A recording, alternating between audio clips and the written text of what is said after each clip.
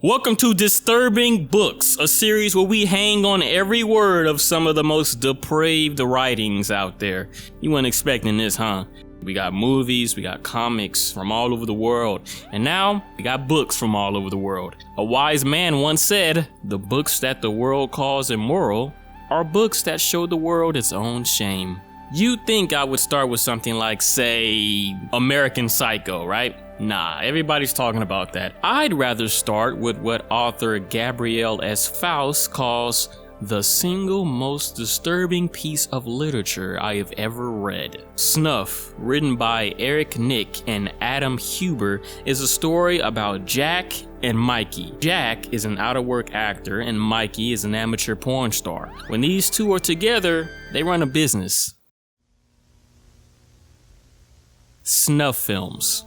They kidnap certain people who fit the attributes defined by a client and create a high-quality video of them torturing their victims in brutal ways to sell to that client. This book is split into 6 parts. Today, I would like to go over the first 3 parts, and if you want this series to continue, I can finish it up in the next Disturbing Books video. And think of the possibilities, all the books from all throughout human history. So, let me warn you, this is like August Underground, the book. Alright class, let's open to chapter 1. If you want to hear what happens, including all the messed up parts, stay tuned for the book. Cue the Gohan.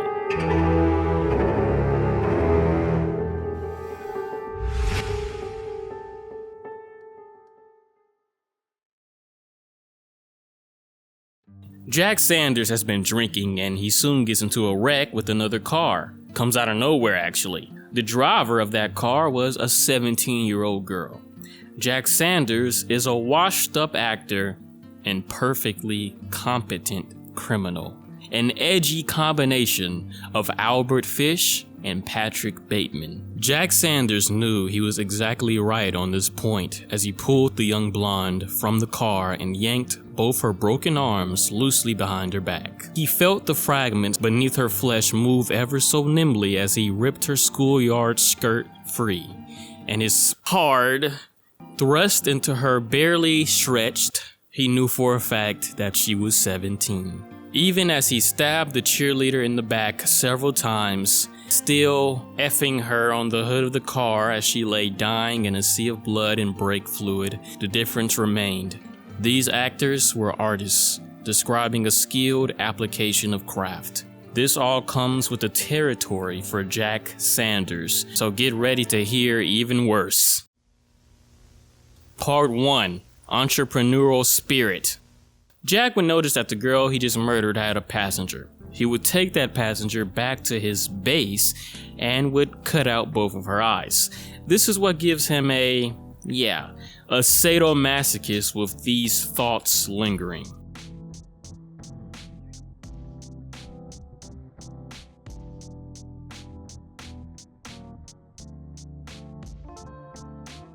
That's our more in-depth look into Jack. In chapter 2, we learned that his childhood was not the best. Did you expect a typical one for one like him? So more into Jack and his making of films. It was no different here. A point to be made. An insurrection. If Jack had to make these films to prove a point, so be it. Plus, they were fun. He loved hurting women. He could hear his cunt of a foster mother in every whimper of every he sodomized. Once, when he made a girl swallow 11 bags of Skittles and then forced his down her throat until she vomited, he made bets with Mikey on which color would come up first. Now he was making art, or at least recreating the rawest aspects of reality. Later one night, Jack and Mikey would go to rob a Mexican restaurant. The back door of the restaurant smashed inward, making the 3 fry cooks in the kitchen hesitate. 2 men rushed in wearing masks, gun drawn. No one moved and no one screamed, not until Jack pointed the Glock at the makeshift stage and shot a mariachi musician in the face. A pregnant woman is in the restaurant, scared out of her mind. For some reason, during a robbery where the mission is to get out fast, Jack thinks back to his childhood and how much he wanted to off himself. He goes up to the pregnant woman saying this: "You think your son had a chance in this world? Jack says. Maybe I should do you a favor and blow his brains out through your ass. Why, I bet he'd probably strangle himself with his umbilical cord right now if he knew what life turned out to be. I begged my foster mother to kill me when I was younger, but she never did. Instead, she'd peel my fingernails off when I bit them, beat me for not being a girl, piss in a glass, and make me drink it when I wet the bed. You can read what happens to the pregnant woman in this quoted passage to the right. Sad to think about, huh?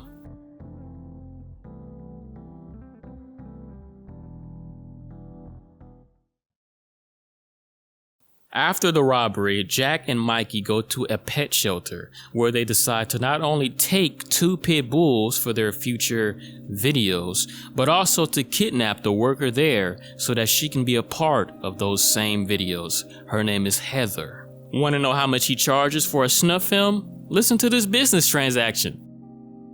Mr. Torres, what exactly did you have in mind for the film? I want her to scream, Mr. Torres says.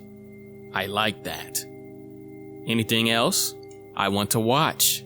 Not a chance. There are rules, Mr. Torres, and I believe I explained that on the phone. Half the money up front, and then you get the DVD. Then I get the rest of the money.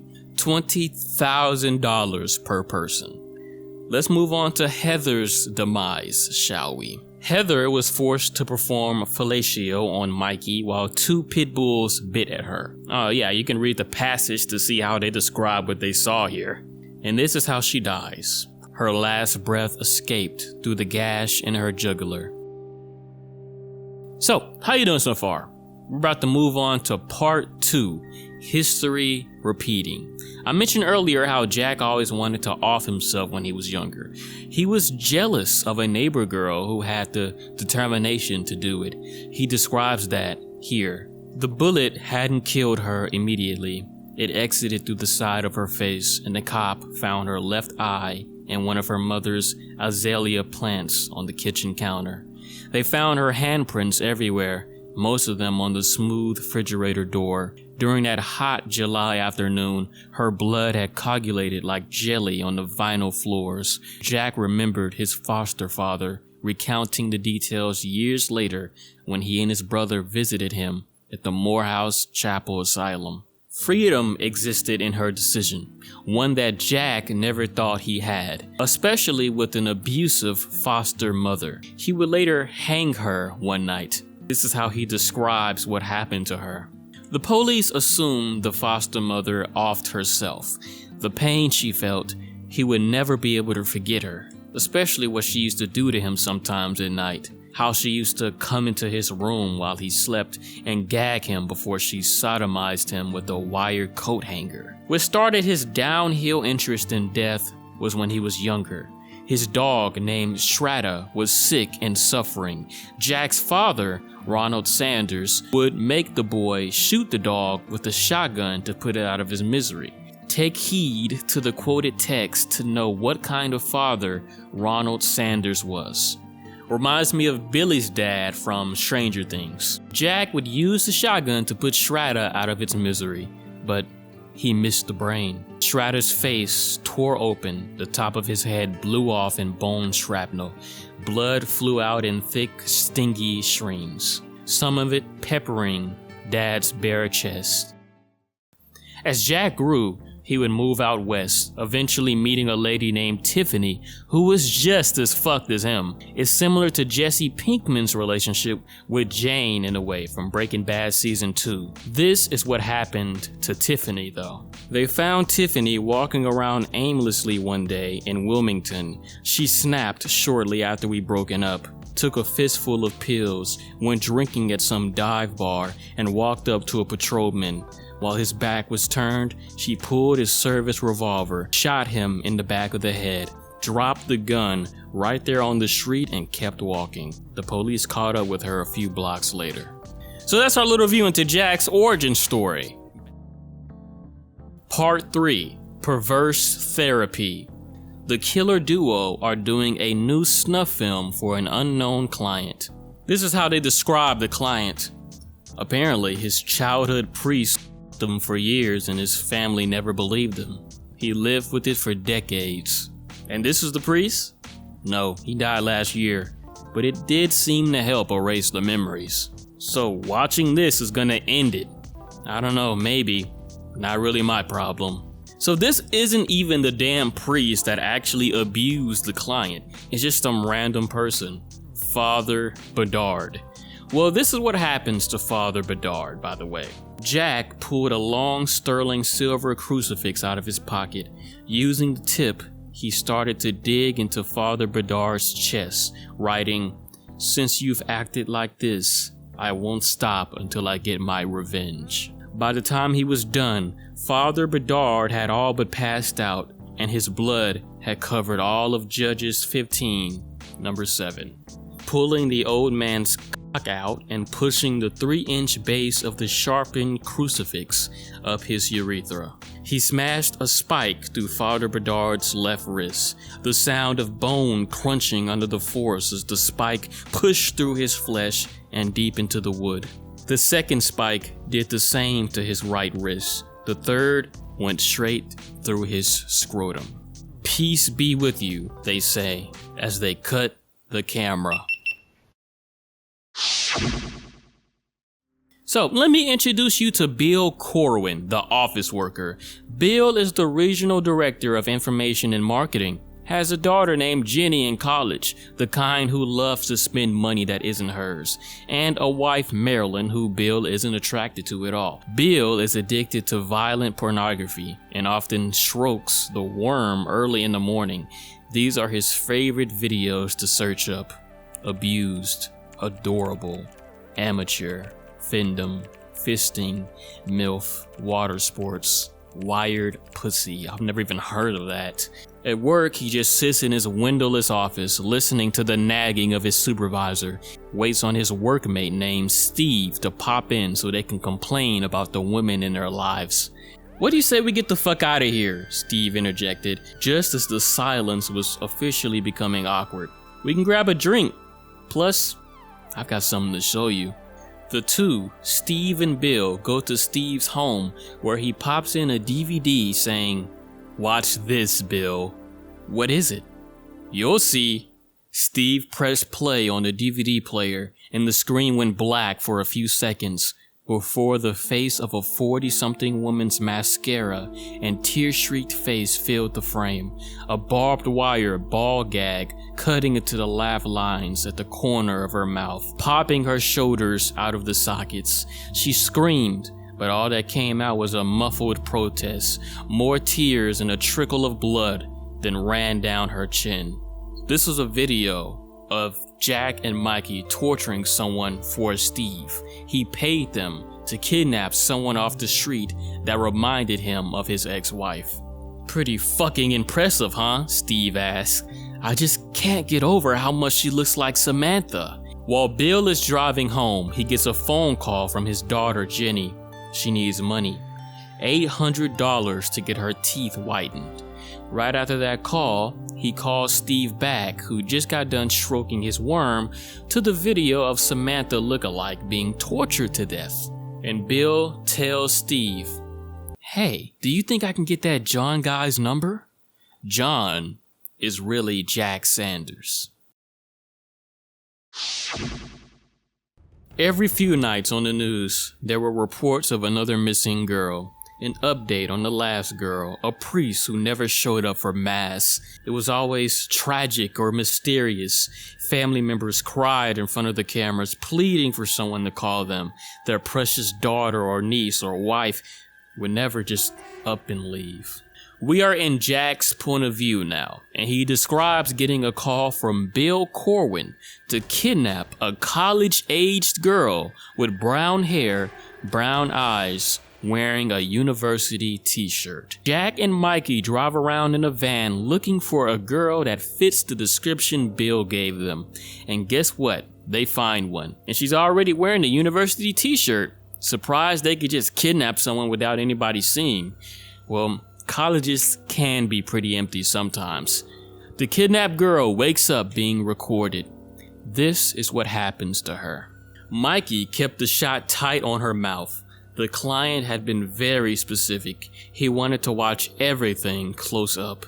Jack shoved a finger in the hole where her second molar had been, and the girl jolted awake with the strangest noise he'd ever heard a human make, something like a moan that had been regurgitated all the way up from her diaphragm. He looked her in the eyes, seeing a certain deadness as he finished with her teeth. Then he moved on to her tongue, using kitchen scissors to make short work of removing it. If the client's daughter is anything like this girl, I'd want her to shut up too. They would then remove her fingernails, her toenails, cut off 2 of her fingers, and use the 2 fingers to sexually assault her. Bill paid $30,000 for a random college student to be tortured on camera. Soon, he will receive this tape from John, or we better know him as Jack. The next morning, he would call in sick so he could sit in his home office and view the tape. They did it. They actually fucking did it. There's no way that's fake. Bill masturbates to the tape of this random woman being tortured. Him finishing is described in more detail than I would have liked. Masturbating to a snuff film, imagining it's his daughter being killed. Except here's the twist. The camera closes in on the remains of the woman with a knife jutting out of her throat. Bill sees that this woman was Jenny all along. He paid Jack and Mikey to kidnap a girl who looked like his daughter Jenny. Well, there is nobody that looks like Jenny better than Jenny herself. Looks like John and Mikey unknowingly kidnapped his real daughter and tortured her to death. He would later pass out because of the realization in his bed. Once he awoke, he noticed his wife Marilyn was home. Her car was in the garage. Bill made the decision to destroy the DVD, but as he walked into his home office, he saw the computer still on. He never closed out the actual video of his daughter being tortured. Well, correction, he minimized the tab, but someone could have easily just clicked on it. His wife was in his office looking at recipes on his computer. He called out to her, calling and calling, before coming across the bathroom. There was Marilyn, soaking in the bathtub, her wrists split open from the elbow to the palm of her hand. The water was blood red.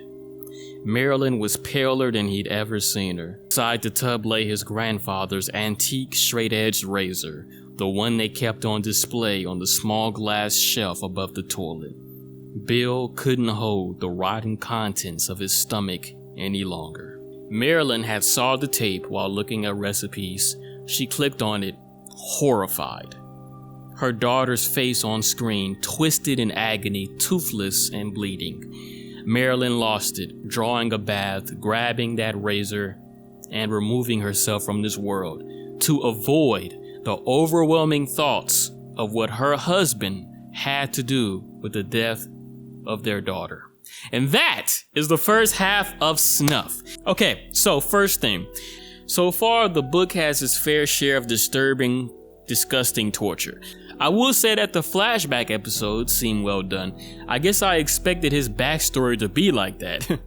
Now look, the purpose of this video is to, number 1, try out something new. Number 2, get a feel of how I can sustain a series such as this. And number 3, see if you want it to continue. I can finish Snuff in the next video. Now, let's end off this disturbing video. Thanks for watching this new series adaptation. Like the video if you want me to finish Snuff the book, and imagine what we can do in the future. Thanks for watching. Spooky out.